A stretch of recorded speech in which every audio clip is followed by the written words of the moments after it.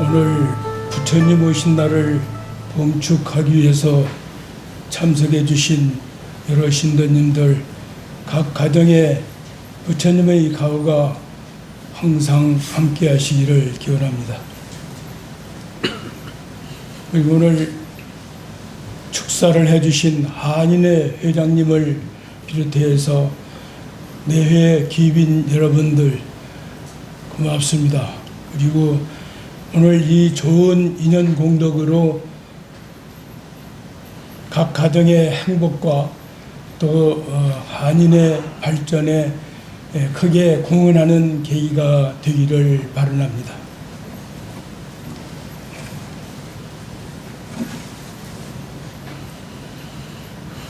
부처님 법은 84,000경이나 되기 때문에 교리적으로 말씀을 들을 수가 없고, 거기에 좀 핵심적인 내용만 몇 가지 말씀을 드리겠습니다. 부처님 법은 자비와 지혜 광명이며 생명의 근원입니다. 부처님 오신 날은 만 중생이 저마다 진리로 깨어나는 날이요, 모든 생명이 존중받는 자비의 날이며 서로가 서로를 도와주는 보살행의 날입니다. 또한 모든 인간이 존엄성을 찾는 날이요, 또한 억겁으로 쌓인 음영에서 깨어나는 광명의 날입니다. 또한 유주 무주 고혼들이 이고 등락하는 해탈의 날이 되겠습니다. 부처님의 지혜광명 뜻이 우리가 제일 존중하는 게 생명입니다. 이 생명을 존중하는데 자비 없는 지혜는 메마르고 지혜 없는 자비는 맹목적입니다. 그래서 자비와 지혜 강명이 우리 온 생명체를 잘 이렇게 더불어서 공존할 수 있다는 얘기가 되겠습니다. 나 좀 물 좀 갖다 주세요.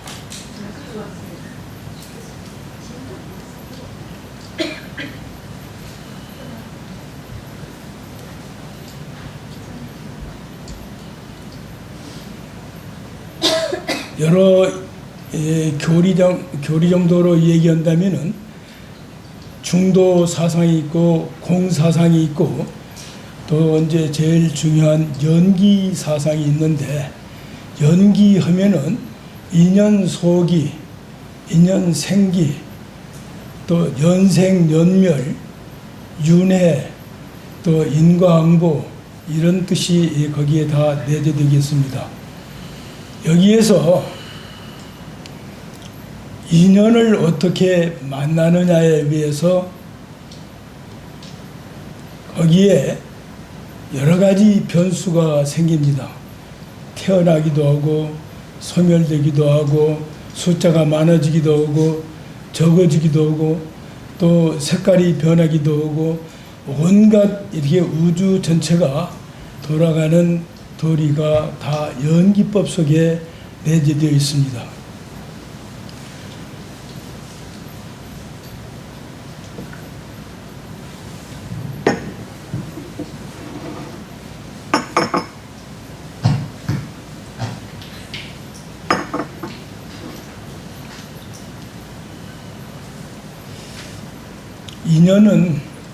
이는 직접적이고 연은 간접적입니다. 인과 연이 어떻게 만나냐에 대해서 많은 변수가 생기는데, 제가 요새 한 달 사이에 지지난주에 돌아가신 우리 외국인들과 토요일마다 3시간씩 참선 법회를 했는데, 그때 참선하셨던 신도님 한 분이 서양분인데 돌아가시면서 좀 만나는 걸 원하길래 그 호스피스 기간이라고 해가지고 2주 내지 3주 이상 보살한다고 그래서 그분 찾아가고 말씀을 2차례 드렸는데, 그분은 위스콘신 대학에서 불교학을 전공했기 때문에 또 티베트 불교를 또 전공했고, 또 저와 참선도 이렇게 10년이나 했고 해서 윤회에 대해서, 인과응보에 대해서 아주 이렇게 잘 알고 소통이 되었습니다. 또 한 열흘 전에는 어떤 또 서양 분하고, 그분은 무신론교라고 그러더라고요. 종교가 없다고 해서 얘기하는데, 그분도 뭐 인연에 대해서 알고 연기에 대해서 알고 뭐 이렇게 좀 불교를 아는데, 그분 얘기가 어느 정도까지는 윤회를 믿겠는데 어느 정도까지는 또 믿을 수가 없다, 또 그렇게 말씀을 하시고, 또 그저께 어떤 신도님은 그래서 이제 그분도 서양 분인데 하시는 말씀이 죽으면 그만 아니냐. 근데 죽으면 그만인데 그래도 그 천국과 지옥은 간다고 하더라고요. 아무것도 없다고 해서 끝났다고 그러는데도 천국과 지옥을 간다고. 여러 이제 서양 사람들도 종교에 따라서 다르게 말씀하시고, 또 미국은 합중국이기 때문에 다민족이 와서 같이 살고 또 다종교가 같이 공존하고 있기 때문에 여러 가지의, 그래서 서양 종교는 주로 이렇게 신을 믿는 신본주의고, 불교를 믿는 분들은 이제 되게 인본주의인데, 인본주의를 이렇게 주장하는 분들은 다 윤회를 믿고 인과응보를 믿습니다. 그래서 서양 사람들에게 제가 그런 얘기 한번 해드린 얘기 있습니다. 윤회를 믿지 않는다, 인과응보를 믿지 않는다 하는데, 미국 대통령의 예를 들어서 내가 말씀을 드리겠습니다.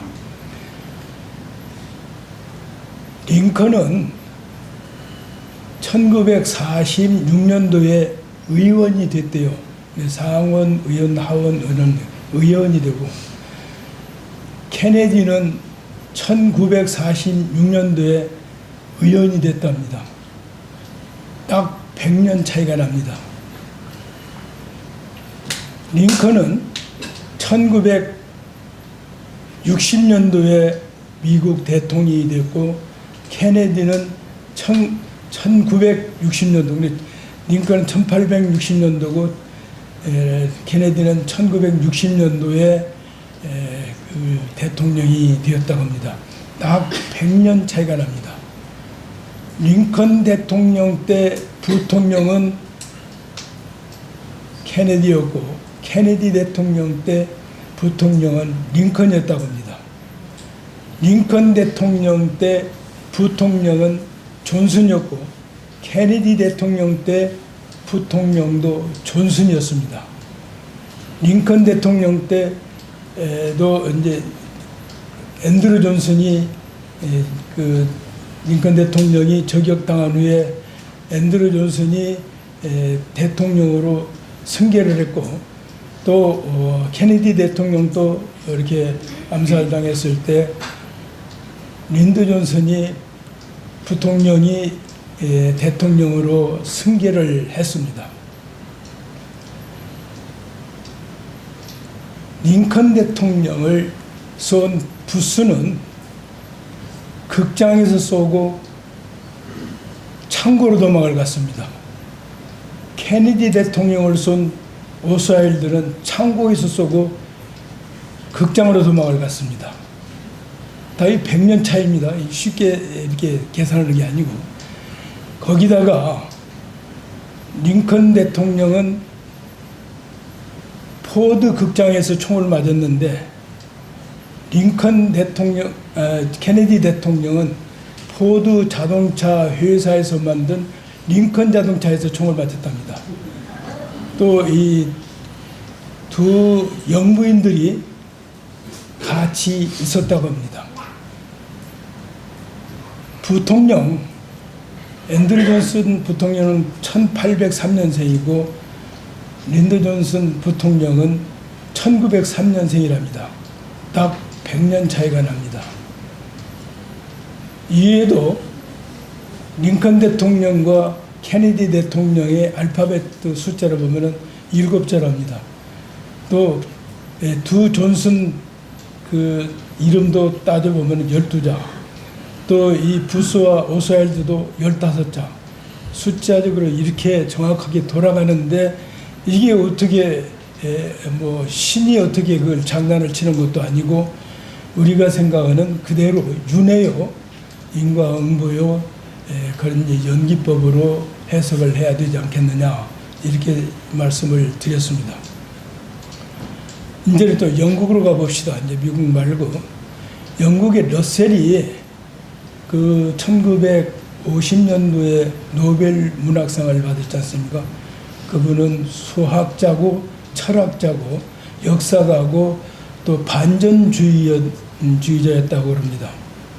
이 러셀이 젊었을 때 이제 여행을 했는데 어느 시골 마을을 지나가는데 자기가 보니까 머리가 많이 길었고 수염이 많이 길어서 이발소를 찾아갔는데 이발소를 갔을 때 마침 그 농사철이 돼가지고 일손이 부족해가지고 이발소 안에서 일하는 사람들이 이발사만 있고 면도를 해준다든지 머리를 감아준다든지 청소를 한다든지 이런 사람들이 없고 다만 이발사 한 사람밖에 없었다고 합니다. 그래서 이제 이발을 하기 위해서 의자에 이렇게 앉았는데 이발소에 가면은 앞에 정면이 전부 거울로 되어 있습니다. 그 거울 위에 면도를 할 줄 아는 사람은 면도를 안 해준다 라고 이렇게 써붙였는데 그래서 여자들은 다 화장을 할 줄 압니다. 남자들은 다 수염을 깎을 줄 압니다. 그래서 면도 못하는 남자들은 없습니다. 그러니까 다 바쁘니까 머리만 깎아줄 테니까 그 이렇게 수염은 집에 가서 깎고 머리도 집에 가서 감으라 이런 그 뜻으로 거기다가 그렇게 써붙였는데 이발을 하면서 가만히 보니까 이게 그 이발사가 면도를 깔끔하게 했더라는 거예요. 그래서 거기에서 법의 모순을 찾았다고 합니다. 뭐 자기 면도 자기가 해준 게 뭐 잘못이냐, 무슨 법에 문제가 있느냐. 그 법을 누가 만들었습니까? 이발사가 만들었거든요. 근데 이발사는 면도를 할 줄 알거든요. 이발사가 면도사고 면도사가 이발사 아닙니까? 바로 그런데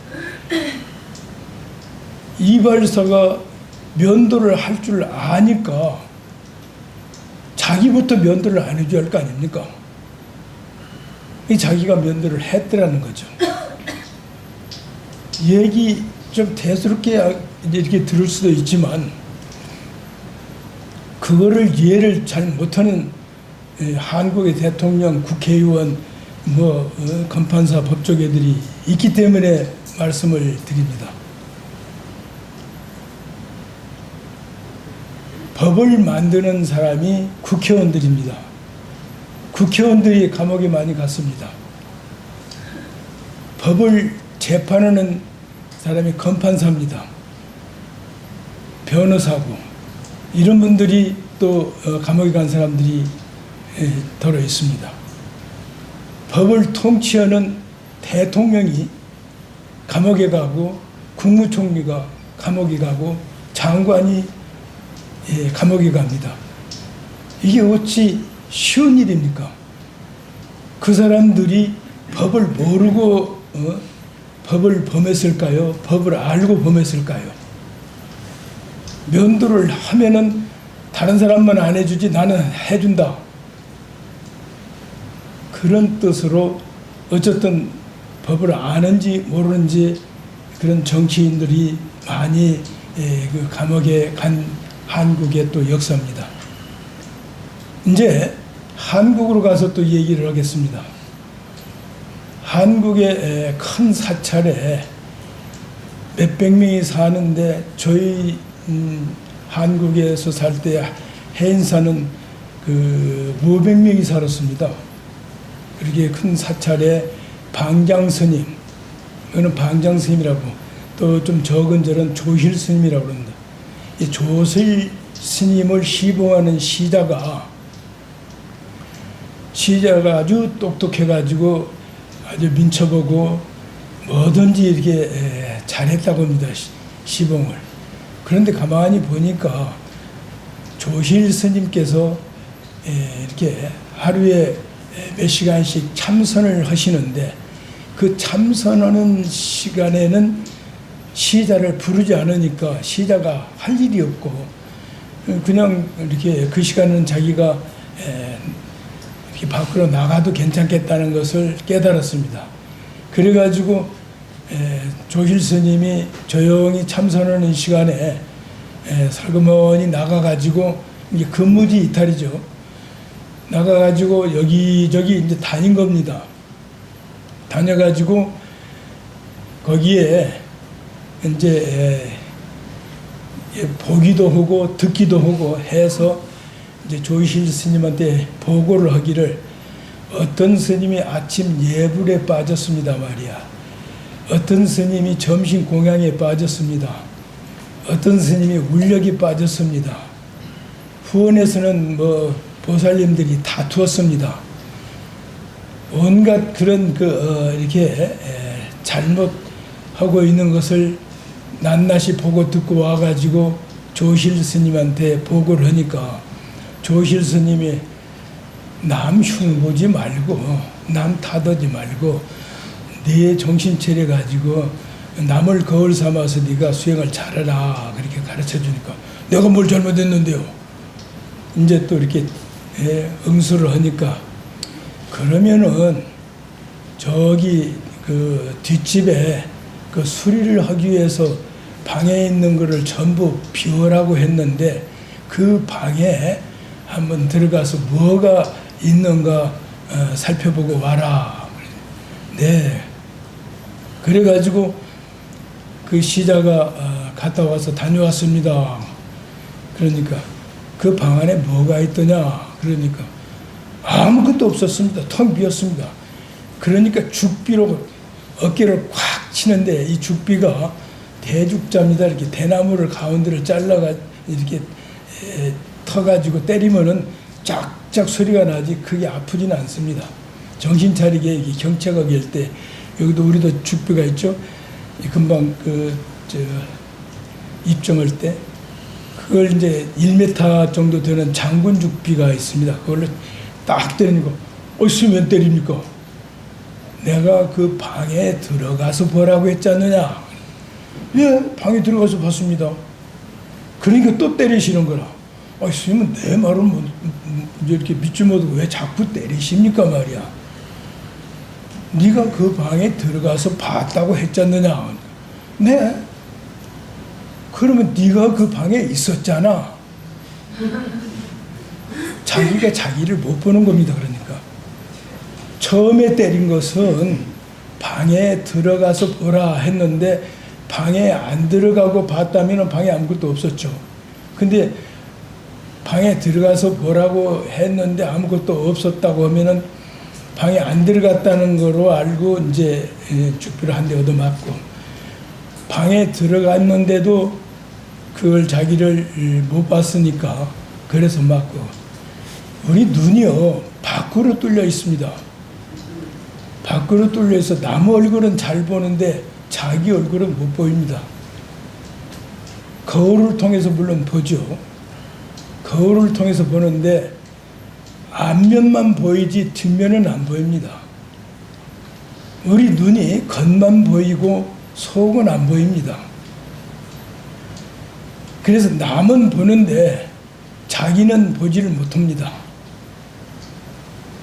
자기를 보지 못하기 때문에 그와 같이 대통령이고 국무총리고 국회의원이고 무슨 많은 분들이 감옥에 가는가 하면은 또 윤회를 모르기 때문에 100년마다 그런 사건이 나타나기도 하고 그런 문제가 있습니다. 그래서 남의 모습을 보려고 하지 말고 자기를 잘 살펴보는 그런 계기가 되는 오늘 봉축 법회가 되었으면 합니다.